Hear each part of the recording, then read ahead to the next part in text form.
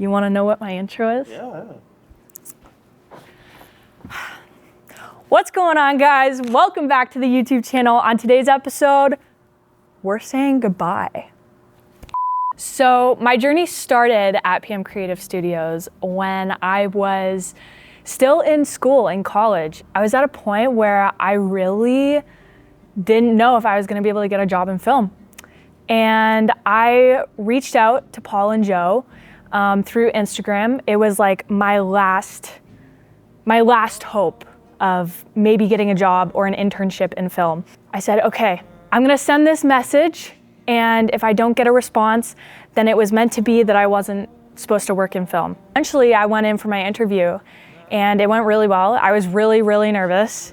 I remember leaving that day, and the song Unwritten came on in the car, and it was the first time in my life that I had cried happy tears because I felt like things were clicking into place for me. One of the most key factors that played into me feeling like this was a place that I was meant to be was honestly when Joe, Paul, like a lot of people from our old office supported me at my graduation. And I don't think a lot of them realize how important that was to me that day, but having them all show up in support of me told me that I had found the right people that will stick with me for the rest of my life, that they showed up to my graduation. A memorable moment for our team was when we went to Texas and we all got really fucking drunk. The next day, we had to go film for Chase's event. There are photos of Jeremy and I standing in place so that Paul could set the cameras for the interviews we were doing.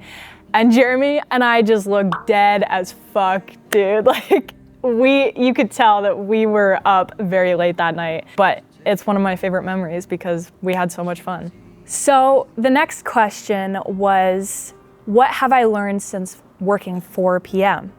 And I think that's a huge question to answer under an umbrella answer. So with that being said, I wrote each and every one of you a letter explaining what you've taught me since my time being here. And I'm gonna read those to you now. I have so many here. I'm gonna start with Ricardo. Ricardo, yours is kind of sappy. They're all sappy, but yours is extra sappy. When sitting down to write your letter, I've thought about the many memories we have together. However, there is one that particularly stands out to me, the maternity shoot that we did for you and Claudia. I know that you don't know me on this level, but I'll share something with you, Ricardo, and I guess everyone else listening. This year, I've struggled the most with the idea of what healthy love looks like. Seeing firsthand the bond between you and Claudia has shown me that a love like that is worth waiting for. I admire your passion to be the best father you can be for your son, and you have taught me that it's okay to slow down and enjoy where I'm at because family will show up for me when I'm truly ready. I admire your dedication to your faith and willingness to have open conversations about how faith shows up for you in your life and where I might find it in mine. I also want to mention that your support for me and my career has never gone unnoticed. You've always been excited for me and the opportunities that I've received, regardless on if it might pull me away from the Uncapped Network. I know I don't often say it, but please know that you and your beautiful family will have my admiration and support forever. Although I won't be around as much, I meant what I said about the Uncapped Network. You and Jordan truly have something special, so make it happen for yourselves, whatever that might look like. One of my favorite memories with Ricardo was when we went to Toronto and we shot at the Grid Studio with Money Buys Happiness. And that whole car ride, Ricardo and I talked about many different things. And the whole time Jordan was asleep in the back seat. That explains the dynamic between the three of us, I think. Next letter is for Jordan, although he's probably not here right now, and that's okay. Over the last year and a half, we've had many laughs together. We've also had many learning moments. Thank you for trusting me enough to help out with your podcast.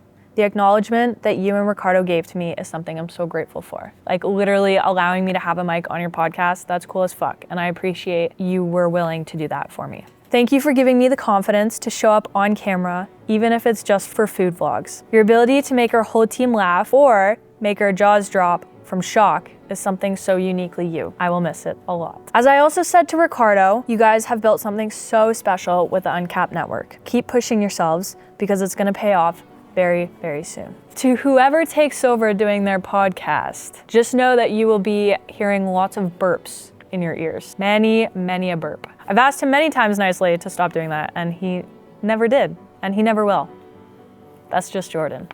Laura, you have been a light in my life the last while that I've known you. And there are so many things that you've taught me. The most important being to find my voice when I'm absolutely terrified to speak. To stand up for myself and what I believe is right. You remind me every day that although life can be so heavy sometimes, there is always something to laugh and smile about. You've shown me that people can go through really hard things and fight really tough mental battles and still pull through to the other side. That is perseverance and resilience, and you should be so proud that you hold those qualities. Your ability to find light in this life, despite the circumstances, is exactly the reason that you will be successful in everything that you do. Thank you for encouraging me to chase my dreams, even when we both know how scary it is to do so. You've always helped me have a good laugh, but have also listened to me rant when I just needed someone to talk to. I will always root for you, even if I'm a little bit far away from now on. One of my favorite memories with Laura, believe it or not, we weren't fucking partying, was when I came over to her house. She threw on a movie and she made cookies, and we sat there and we just watched a movie together. I haven't experienced a friendship like that in years, where I just sit down and I watch a movie with a friend. And I don't think that she realizes how much that meant to me, but it was really nice to know that I have a friend to be able to sit down and hang out with, even in silence. Brandon, out of everyone in the office, I think that we know each other the least on a professional level. All I know is that every time I visit your desk, you have a very impressive coding sequence up on your laptop. If anything, you've been a great friend. Having you by my side at Veld was super comforting, and I can't wait to experience more festivals alongside you and the rest of the team. Thank you for always laughing at my jokes, even if they're fucking horrible. I think one of my favorite memories with Brandon was when we were at Veld, and every time I turned around and looked at Brandon, he had his sunnies on and he just had a sprout on his head the entire time, and he was just fucking chilling. And that sums up Brandon as a person. He's just always chilling, man. Nikar's the one helping me film this, so he can't hear anything about his letter.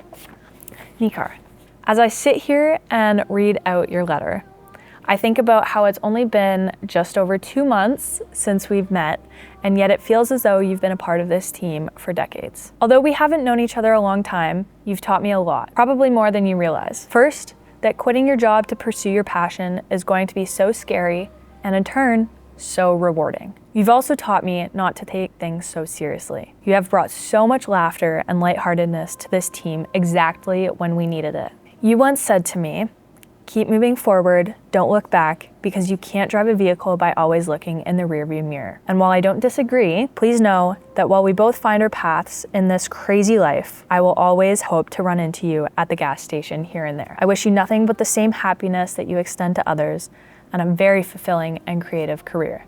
I think my favorite memory with Nikar would have been when we went to our Leamington shoot. I had only met him once at Horizon Fest, but we had this 2.5 hour drive to Leamington. On that drive, we just talked about so many things, about life and about music and film and so many different things that normally I wouldn't talk to someone about when I had just met them. I think that in itself sums up who Nikar is as a person and how comforting his aura is. Before I read Jeremy's note, someone has to promise me that they're gonna continue the tradition of calling Jeremy Jimmy. If you don't know the origin story, that sucks. Just call him Jimmy. I'm sure you will have a laugh when you find out that I've written you a letter. Or you're watching this right now and probably giggling. There's so much to say, and yet I'm not quite sure how to. You're the only person on this team who just gets it. We see things through the same lens, no pun intended.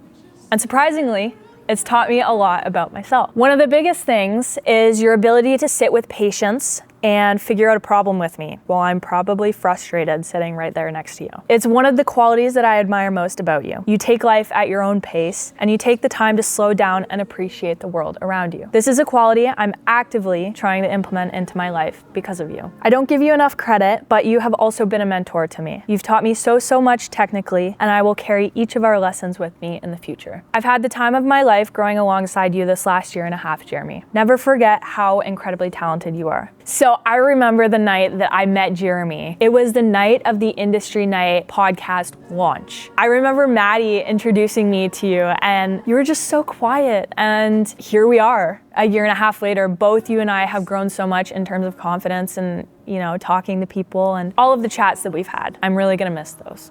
Joanna, for a lot of my life, I have struggled with female friendships. I don't really know why, but I do know that they can be a lot harder for me to nurture. Throughout this past year and a half, you have not only been my boss, but also given me the space to experience a true, loving female friendship. Just the other day, you told me that you view me as a little sister. That comment quite literally brought me to tears because we both know the pressures and expectations that come along with being the oldest daughter. I've never had someone to look up to in that sense. You and I have had some really, really hard conversations over the last year. And while it never feels good in the moment, I have so much respect for you being able to have those conversations with me. At the end of the day, it's everyone's first time living, and sometimes I need guidance on what's right and wrong. I also want to say that you and Paul truly have taken me in like family. From showing up to my graduation to planning the best birthdays, you have shown me a love that I've never experienced in this life. Thank you for teaching me how to be a woman, for teaching me how to communicate, for teaching me how to find my voice in rooms that I'm terrified to be noticed in. Thank you for teaching me confidence, for helping me find my style or experiment with it. And thank you for having conversations with me that expand my worldly views and for teaching me about your faith. You have been an incredible mentor to learn from, something that I think I've lacked giving you credit for. Please know that I will always continue to look up to you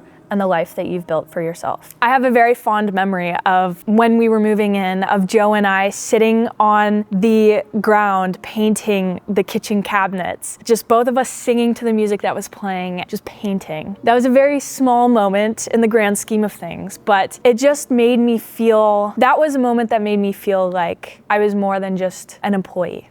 I was a part of a team. We're at Paul. Oh, Paul?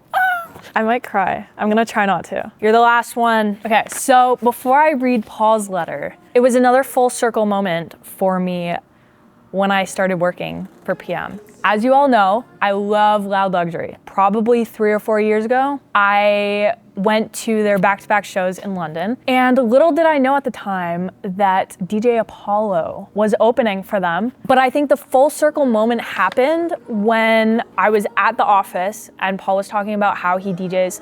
He goes, "Oh yeah, my DJ name is Apollo." And I was like, where have I heard that before? And so I went back, I looked at my memories, and I literally have a video of Paul DJing before I even knew him. I think that would be a really good moment to say where I knew I was in the right spot, because that was my confirmation that I was meant to be where I was. So with that being said, Paul, it's your turn for your note. Over the last year and a half, we have had many talks about the impact that you have had on my life, but I've never actually put it into writing, or I guess film. Many times I told you I don't know where I'd be without you. I've never meant any statement I've ever said more. Because in one sense, you gave me a chance and saw potential in me when I was losing confidence in myself. But also, you taught me so much more than just my career. You taught me to believe in myself even when I'm not confident. All the times you threw me into situations that I wasn't fully prepared for showed me that you will never truly learn unless you actually just do the thing. Do it scared, do it unconfident, do it nervous. Because at the end of the day, it doesn't matter how you do it, it matters that you did it.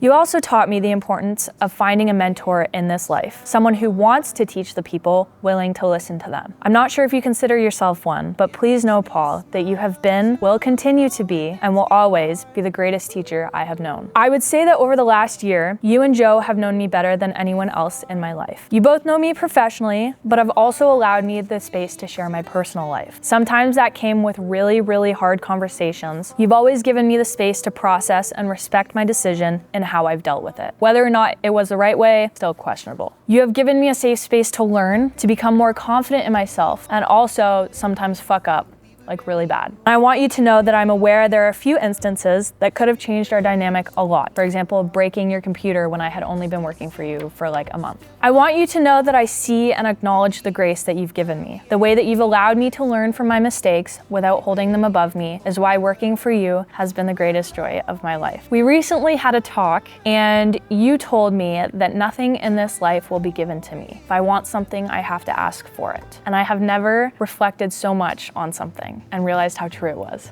Please know that at the end of the day, this decision of me leaving was not about PM. I need to go learn and grow and fuck up in unfamiliar places. And I know that that I need to do this because you once had the same calling. While I know that I can't have the best of both worlds, your support in this decision would mean the most to me. You are the person I look up to most, Paul, and I can only hope to one day make you the proudest mentor there is.